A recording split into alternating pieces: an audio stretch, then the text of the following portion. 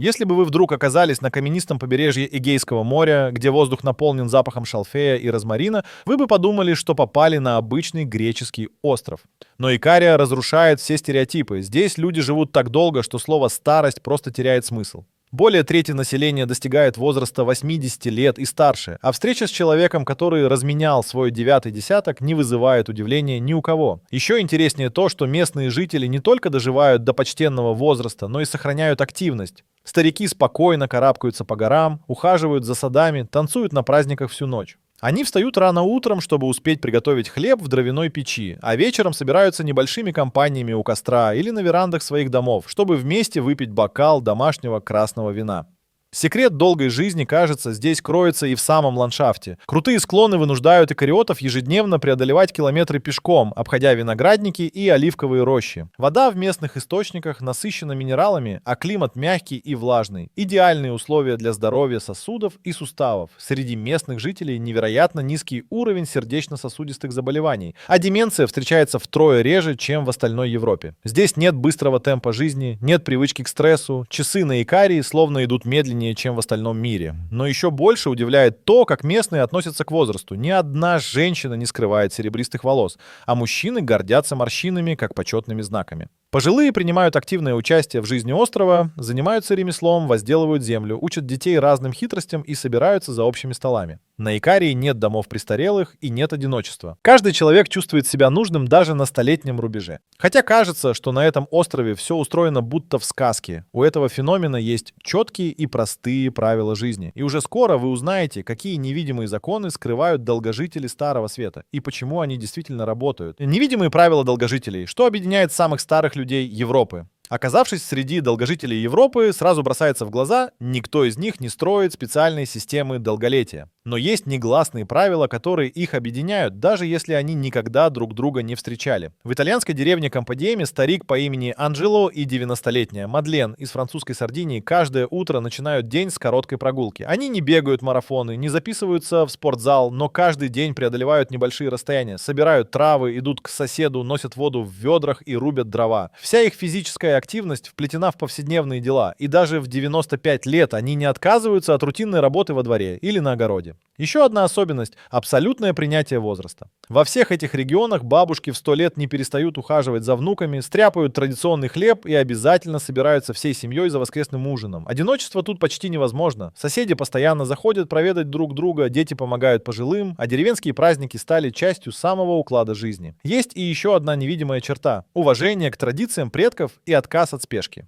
В греческом эпире, например, старики проводят немало времени за настольными играми или вязанием, обсуждая новости на местном диалекте. Местные не гоняются за модой и технологиями. Их ритм задают солнце, сезонные работы и семейные обеды. Даже самые пожилые обязательно каждый день выходят на улицу, чтобы пообщаться со знакомыми и обменяться свежими овощами. Объединяет долгожителей и скромное отношение к еде и удовольствиям. Они едят медленно, не переедают, редко позволяют себе сладкое, но всегда заканчивают трапезу с чувством благодарности. Даже в богатых регионах Франции и Италии никто не станет устраивать пышные застолья без повода. Лучше лишний раз сходить на рынок и выбрать свежую зелень или сыр у знакомых фермеров. Погружаясь глубже, становится ясно. Невидимые правила долгожителей не заключаются в списке запретов, а проявляются в деталях, привычках делить все с ближним, уважении к рутине и умении радоваться каждому дню.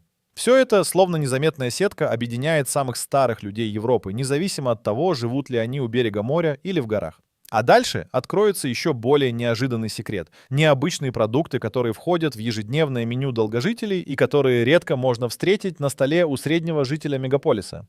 Секретные ингредиенты в их кухне. Что действительно едят долгожители? Погружаясь за общий стол вместе с долгожителями Старого Света, первым делом замечаешь, здесь нет ни роскошных застолий, ни сложных блюд с десятками ингредиентов. Все просто, но неожиданно необычно. Главный герой их кухни — это хлеб из непросеянной муки, выпеченный в дровяной печи и сдобренный лишь оливковым маслом первого отжима. До сих пор на Икарии старики сами собирают оливки, давят масло и едят его практически ежедневно. Свежим, терпким, с чуть горьковатым вкусом. Оливковое масло добавляют не по капле, а щедро. Оно используется не только для салатов, но и для жарки рыбы, овощей, даже для приготовления домашних десертов. Каждый день на столе у икариотов и жителей старых деревень Италии и Франции появляются бобовые. Фасоль, нут, горох.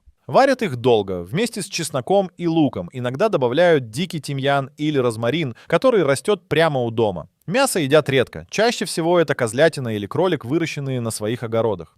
Курица или свинина появляются на столе только по праздникам, а вот сыр и простокваша– часть почти любого завтрака. Молочные продукты здесь делают из молока собственных коз или овец. А старики точно знают, у какой соседки самый свежий йогурт с медом. Большое внимание уделяют сезонным овощам и зелени. Летом на столе баклажаны, помидоры, цукини, зимой капуста, корнеплоды, лук. Местные хозяйки собирают дикорастущие травы– портулак, лопух, крапиву. Добавляют их в супы или творожные пироги. Вино пьют почти всегда домашнее. Его делают из собственного винограда и наливают в маленькие стаканы, чаще всего к ужину. Никто не спешит, напиток пьют медленно, сопровождая разговором или игрой в домино. Но есть и действительно неожиданные ингредиенты, например, лущеные сушеные бобы, которые запекают с оливковым маслом и лимоном, или традиционный суп из дикого гороха, который варят на икарии по старинному рецепту. Фрукты подают свежими с ветки– инжир, гранаты, виноград. Сладости на острове готовят из меда, местных орехов и сухофруктов, а сахар почти не используется. Варенье из лепестков роз, которое готовят в деревнях Эпира, появится на столе только один раз в году, когда цветет роза. Его едят малыми порциями, чаще всего к утреннему кофе. Даже кофе здесь необычен. Его варят крепким, но пьют очень медленно, запрокидывая голову к солнцу, чаще всего на открытой веранде. Все продукты только местные, выращенные или собранные своими руками. Здесь не встретишь фастфуда и полуфабрикатов. Хлеб печется дома, рыбу ловят в море, орехи сушат под солнцем. Жители Икарии и других голубых зон Европы уверены, кухня должна быть простой и честной, без добавок и лишнего сахара. Следующий необычный нюанс долголетия прячется не в еде, а в привычках, которые для нас могут показаться странными, а для долгожителей–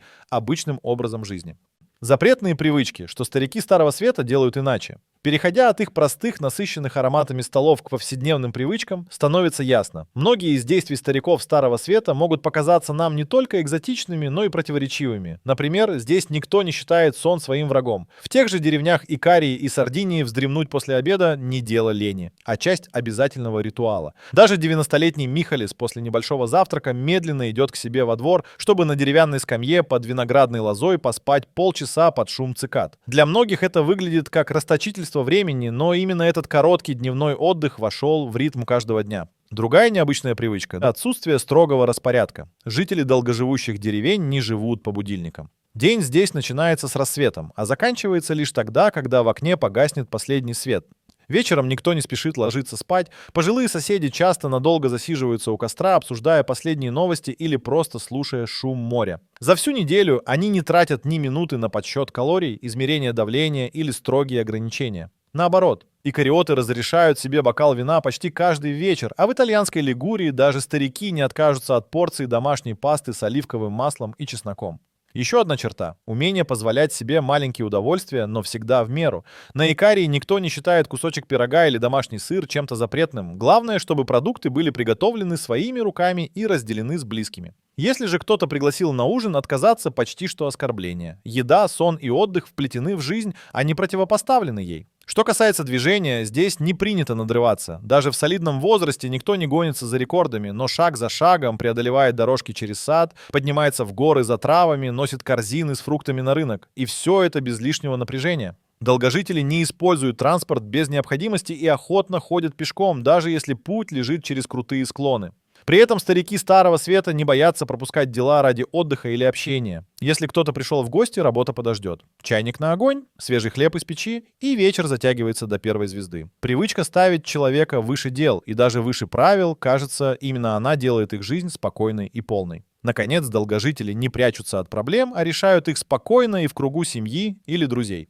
Никто не сдерживает смех, никто не стыдится слез, если что-то пошло не так. Здесь принято обсуждать все открыто, без страха осуждения. Каждая эмоция– часть ежедневной рутины, которая помогает справляться со стрессами, не заводя их вглубь. Именно этот набор запретных, на наш взгляд, привычек, сон в разгар дня, отсутствие строгого распорядка, терпеливое отношение к маленьким радостям и отказ от бешеного темпа стали для жителей Старого Света проверенным способом оставаться бодрыми и в 90, и в 100 лет. А ведь есть еще кое-что интереснее. Загадку идеального здоровья этих долгожителей врачи до сих пор не могут объяснить. Врачи здесь безработные. Загадка идеального здоровья. Зайдя в деревенский центр здоровья на Икарии или в сердце французской Корсики, легко заметить, здесь почти нет пациентов. Врач может весь день пить кофе с местными старожилами, потому что серьезных очередей просто не бывает. В местных амбулаториях на стене висят поздравительные открытки от благодарных пациентов, но новые записи появляются крайне редко. Фельдшеры и доктора признаются, инфаркты, диабет, гипертония остаются в статистике очень редкими случаями. За год может быть всего парочка обращений по поводу давления у пожилых. Женщины за 90 лет не знают, что такое остеопороз, а мужчины старше 100 по-прежнему каждый день ходят пешком без палки. Причина такого феномена не только в кухне или медленном темпе быта. Местные долгожители практически не принимают лекарств. Дома редко встретишь аптечку, а понятие профилактический осмотр отсутствует в разговоре. Если кто-то заболевает, на помощь приходят не таблетки, а травы. Мяты, шалфей, зверобой собирают в окрестных лесах и заваривают крепкий настой. Даже при простудах или боли в суставах старики не спешат к врачу, а полагаются на домашние средства. Вся медицина здесь строится на доверии к природе и многовековому опыту. Рецепты мазей, настоек и отваров передаются по наследству и строго хранятся в каждой семье. Кроме того, воздух и вода действительно лечат сами по себе. Вода из горных ручьев содержит много кальция и магния, что укрепляет кости, а морской бриз насыщает легкие и снимает усталость. Старики проводят на свежем воздухе большую часть дня. С раннего утра и до заката они копают огороды, работают на виноградниках, собирают травы вдоль тропинок, не жалея времени на прогулки. И даже когда кто-то чувствует недомогание, соседи и родственники обязательно зайдут навестить, принесут свежих фруктов или домашний сыр, поддержат добрым словом. Интересно, что выражение «замедлить старение» или «лечить возраст» здесь попросту не существует. Никто не фиксируется на болезнях и не обсуждает диагнозы. Наоборот, любая болячка воспринимается как временное неудобство. Время лечит, семья поддержит, а природа подскажет нужную траву. Здесь не бывает паники из-за морщин или седины, и уж точно никто не считает себя грузом для детей. Даже в 95 лет местные жители считают нормой самостоятельно топить печь и ухаживать за животными. Пожалуй, нигде врачи не бывают так мало заняты, как в голубых зонах Старого Света. Вся их работа — проводить профилактические беседы в школе или угощать гостей сиропом из дикого инжира. А вот на следующем повороте долголетия становится понятно, почему именно общение и дружеские связи оказываются сильнее любого лекарства. И как старики Старого Света используют силу круга друзей, чтобы жить еще дольше. Дружба против времени. Как общение продлевает жизнь. Такой образ жизни в Старом Свете не мог бы существовать без одной важнейшей привычки — ежедневных встреч и общения. В маленьких деревнях Сардинии или на склонах Икарии даже самая скромная хижина превращается по вечерам в центр жизни. Соседи собираются вокруг деревянного стола, чтобы обсудить свежие новости, посмеяться, разыграть партию в карты или выслушать рассказы старейших жителей. Здесь не принято закрывать двери на замок. Любой может заглянуть на чашку густого кофе или принести корзину с инжиром из собственного сада. Для каждого долгожителя встреча с другом или соседями нечто большее, чем просто досуг — это часть жизненного ритуала. Пожилые мужчины и женщины не сидят по домам. Они выходят на улицу, здороваются со всеми, кого встречают, обмениваются дровами, овощами, молоком. В таких местах никто не чувствует себя лишним. Даже в 90 лет бабушки участвуют в веселых застольях, обсуждают семейные дела и дают советы молодым. В праздники улицы наполняются звуками музыки, старики танцуют вместе с внуками, а любой гость становится своим за несколько минут. На Корсике поздними вечерами у костра можно услышать старинные сказки, а в итальянских деревнях — импровизированные концерты на гитаре или аккордеоне. На удивление, именно плотные связи внутри небольших сообществ спасают местных стариков от одиночества и скуки, а иногда даже буквально от беды. Если кто-то опоздал с огорода, к нему обязательно заглянет сосед, принесет горячий суп или приведет врача, если потребуется. Здесь не существует понятия «быть одиноким». Каждый знает, что может в любой момент рассчитывать на помощь, даже если его родственники живут в другом конце острова. Иногда дружба становится даже профессиональным делом. В некоторых селах французских Альп старики организуют кружки по интересам, вместе разрабатывают новые рецепты сыров и даже устраивают собственные соревнования по сбору дикого орегано. Такие встречи не редкость, а привычка. В начале каждого нового сезона или перед посадкой огорода соседи собираются вместе, чтобы решить, кто на какой грядке будет выращивать помидоры, а кто — лук. Плотный круг общения влияет не только на настроение, но и на быт. Вместе легче справиться с огородом, поделиться урожаем, починить крышу или устроить праздник для всей деревни. Даже празднование дней рождения превращается в настоящий семейный и общественный праздник. На столах домашние блюда, вино, песни, и каждый присутствующий чувствует себя частью большой команды. Самое интересное, даже после 100-го дня рождения пожилые активно участвуют в жизни общины. Встречи не прекращаются ни зимой, ни летом.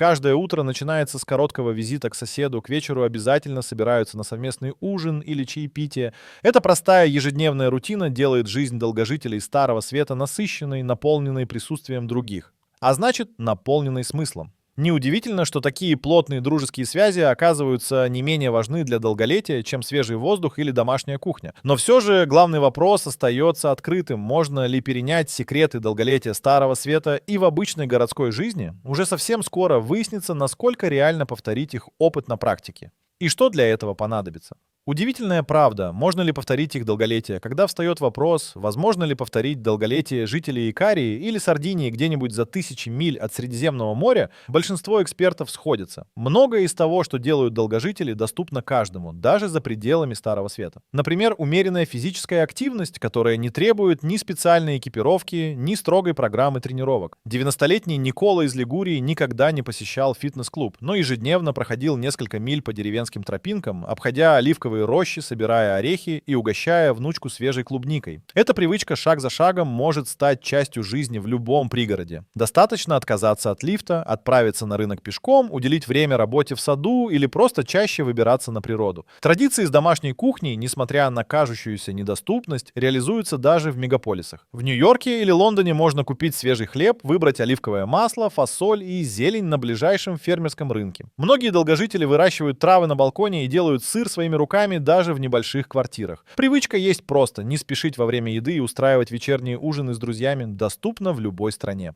Греческий пенсионер Спирос, переехавший в Америку, не изменил привычкам. Сохранил традицию готовить домашний суп из бобов, приглашать соседей на кофе и часами беседовать за столом. Даже плотные дружеские связи, то, что кажется невозможным среди городского одиночества, все-таки можно выстроить заново. В городских районах Европы и США появляются клубы по интересам, соседские завтраки, фермерские кооперативы. Кто-то устраивает совместные пробежки, кто-то создает мини-сообщество на одном этаже дома. Обычная открытка соседу или чашка чая на веранде способны превратить безликие многоэтажки в место, где никто не чувствует себя забытым. Что касается отдыха, отказ от жесткого расписания и умения отдыхать среди дня — привычки, которые вполне внедряются даже в плотном рабочем графике.